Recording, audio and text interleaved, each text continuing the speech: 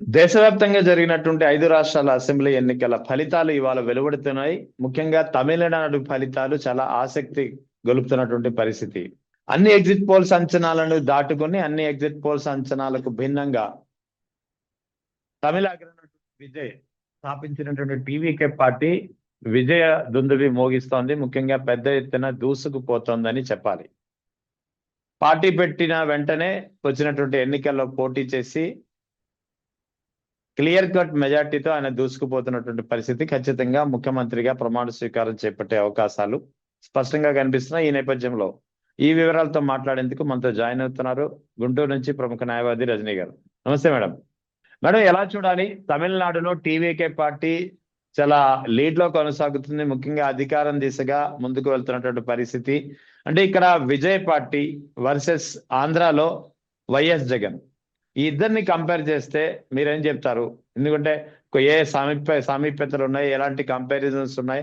ఇక్కడ వైఎస్ జగన్ గాను, అక్కడ టీవీకే పార్టీ అధినేత విజయ్ గాని, అంటే మీరేం చెప్తారు? సార్, ఇక్కడ విజయ్ గారికి లేకపోతే జగన్ గారికి తో కంపారిజన్ తో పాటుగా మనం ఒక వ్యక్తి గురించి చర్చించుకోవాలి సార్. ఇదే మాదిరిగా పార్టీ పెట్టిన వెంటనే గెలిచినటువంటి వ్యక్తి ఎన్టీ రామారావు గారండి. మనం చెప్పుకోవాల్సింది అది ఒక కనపడనటువంటి సినిమాగ్రాఫ్. అందున ఎదురుగా ఉండేటటువంటి కుంభస్థలమైనటువంటి కాంగ్రెస్ పార్టీని డి అంటే ఢీ కొట్టాడు ఎన్టీ రామారావు. అంత గొప్పగా ప్రజల్లో చైతన్యం వచ్చింది, కాంగ్రెస్ మీద వ్యతిరేకత వచ్చింది. అది ఒక గ్రాఫ్. అదే గ్రాఫ్ తో ఈ రోజు విజయ్ గారు ఒక దిగ్విజయాన్ని సాధించినారు. ఆ పార్టీ నుంచి, అంటే ఒక ఎన్టీ రామారావు గారు పెట్టిన తెలుగుదేశం పార్టీ నుంచి, ఏదైతే ఆయన కాంగ్రెస్ కి కూడా వ్యతిరేకంగా నిలబడినటువంటి పార్టీ నుంచి ఒకసారి కాంగ్రెస్ తో సంఘీభావం, ఒకసారి బీజేపీతో సంఘీభావం, ఒకసారి కాంగ్రెస్ తో వ్యతిరేకత, ఒకసారి బీజేపీ మీద రాళ్లేయడం.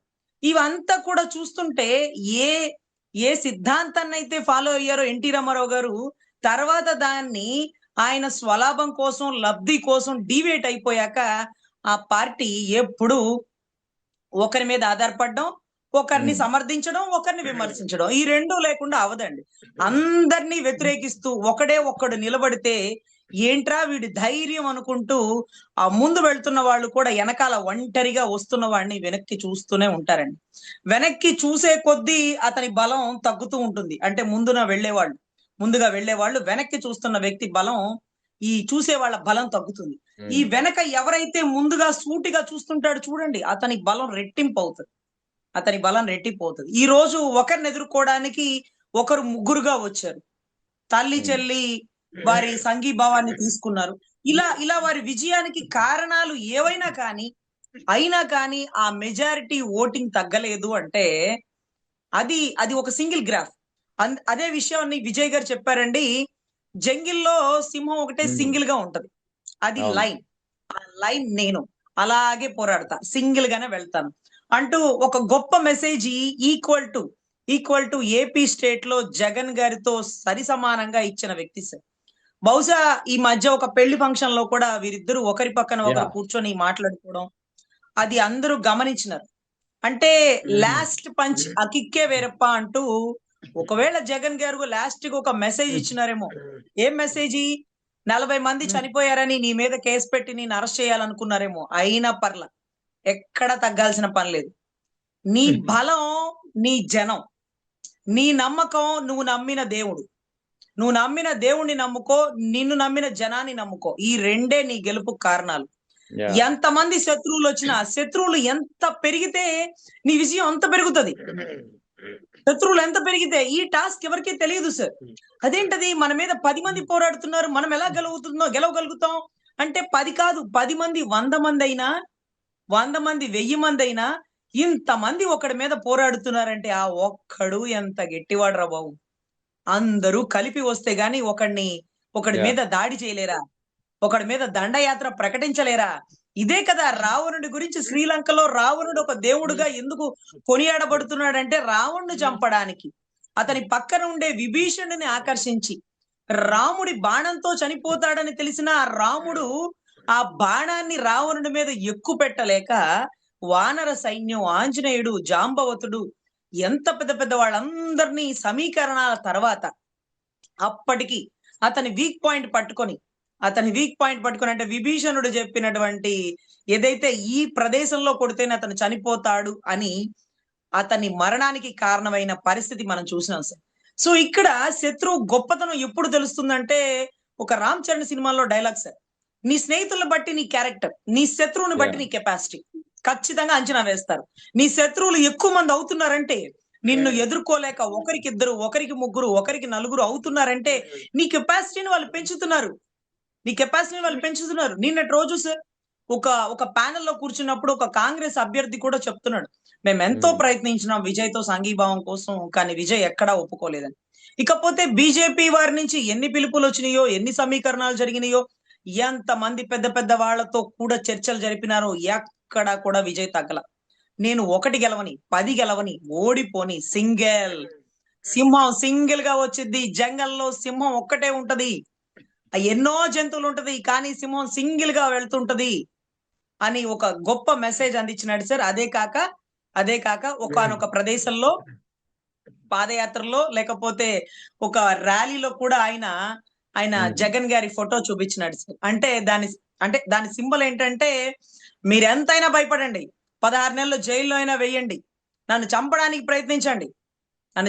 ప్రయత్నించండి, నా పక్కనుండే నా తల్లిని చెల్లిని నా శత్రువుగా అయినా చేయండి, ఏమైనా గాని నా పోరాటం మాత్రం ఆగదు, నా జనం నాకున్నారు, నా నమ్మకం నా దేవుడు అంటూ అతను ఇచ్చిన మెసేజ్ అతను చూపించిన ఫోటోలో ఏకదం వెళ్ళిపోయింది సార్. మనం ఒకవేళ అవతల వాళ్ళకి ఒక సలహా ఇవ్వాలి అనుకుంటే అది ఏ పార్టీకైనా సరే సార్, ఎంత కష్టమైనా వాళ్ళని వాళ్ళు సింగిల్ గా ప్రూవ్ చేసుకోవడంలో ఉండే దమ్ము కలిసి వెళ్ళడంలో ఎప్పుడు ఉండదు సార్. అరే వాళ్ళు కలిసి ఉంటే గెలిచి ఉండేవాళ్ళు, కలవకపోయినా అంత మాత్రం పోరాటం చేసినారు, అన్ని సీట్లైనా వచ్చినాయి, అదిరా దమ్ము అని అంటారు సార్. వాళ్ళు గెలిచినారంటే కలిశారు కాబట్టి గెలిచినారు, కలవకపోతే ఆడ గెలుస్తారు. ఏంటి ఈక్వేషన్స్? మనం కష్టపడి సీఎం ని సాధించినప్పటికీ అదేదో బాహుబలిలో విజేంద్ర ప్రసాద్ గారు రాసినటువంటి స్క్రిప్ట్ ఉంటది చూడండి. విజేంద్ర ప్రసాద్ గారు రాసినటువంటి స్క్రిప్ట్, ఎవరైతే ప్రమాణ స్వీకారం చేసి ఆ చైర్ లో కూర్చుంటాడో, ఆ ఎగిరిపోతున్న గొడుగుని పట్టుకుంటాడు చూడండి, అతను పవన్ కళ్యాణ్ లాగా, ఆ కూర్చున్నవాడు ఒకవేళ చంద్రబాబు గారు లాగానో, లోకేష్ బాబు గారు రేపు కూర్చుంటే ఒకవేళ లోకేష్ బాబు గారు లాగానో, ఇలా ఈ 2 ఈక్వేషన్స్ ఎలా ఉన్నాయి సార్? అంటే ప్రజల్లో ఆదరణ పవన్ కళ్యాణ్ గారికి ఉన్నట్టు, కానీ ఈ గెలుపుని ఆస్వాదిస్తుంటూ కుర్చీ ఎక్కి కూర్చుంది మాత్రం చంద్రబాబు గారో, లోకేష్ గారో, ఇలా ఎవరైనా చెప్పుకోవచ్చు.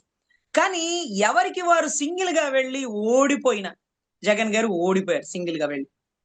తండ్రి దగ్గరుండి నా కొడుకుని గెలిపించండి అని నా కొడుకుని జాకీలేసి లేపల. తండ్రి లేడు. ఒంటరి ప్రయాణంలో ప్రతి కుటుంబంలో ఇతను నా పెద్ద బిడ్డ అనుకుని మనస్ఫూర్తిగా ఆశీర్వదించినటువంటి బ్లెస్సింగ్స్. వీటన్నిటికంటే మించి తల్లి ఎంత దూరంలో ఉన్నా సరే తన కొడుకు ఒక స్థాయిలో ఉంటే మనస్ఫూర్తిగా సంతోషపడుతుంది. ఈ మధ్య ఎన్నో ఈక్వేషన్స్ వచ్చినప్పటికీ వాళ్ళు ఒకవేళ పులివెందలకు సంబంధించినటువంటి ఆయన చనిపోయిన ఘాట్ దగ్గరికి వెళ్ళినా, ఏ పెళ్లి ఫంక్షన్ లోకి వెళ్ళినా తల్లి దగ్గర తీసుకొని ముద్దు పెట్టకుండా మాత్రం ఆ బిడ్డను ఎప్పటికీ పంపించదు. అది తల్లి ప్రేమ, అది కొడుకుకి సంబంధించినటువంటి వాత్సల్యం, what ever it may be. So ఇలా ఇంత సమీకరణాల మధ్యలో కూడా మగధీర డైలాగ్ ఉంటుంది సార్, ఒక్కొక్కడిని కాదు షేర్ ఖాన్ 100 మందిని ఒకేసారి రమ్మన్నట్టు అన్నారుగా ఈ రోజు విజయ్ గారు. నీ స్టాలిన్, నీ బలం ఎంతైనా ఉండొచ్చు, అవును విజయ్ నటిస్తున్నాడు, అవును నటిస్తాను, నేను సినిమా వాడిని కాబట్టి నటిస్తాను, కానీ సినిమాలోనే నటిస్తాను, రాజకీయాల్లో నా సేవని నా ప్రజలకు అందిస్తాను అంటూ ఒక గొప్ప మెసేజ్ ఇచ్చినాడు సార్. ఈ టైంలో మనం అనుకున్నాము, ఈ టైంలో ప్రచారానికి వెళ్ళకుండా పవన్ కళ్యాణ్ గారు చాలా మంచి పని చేసినారు.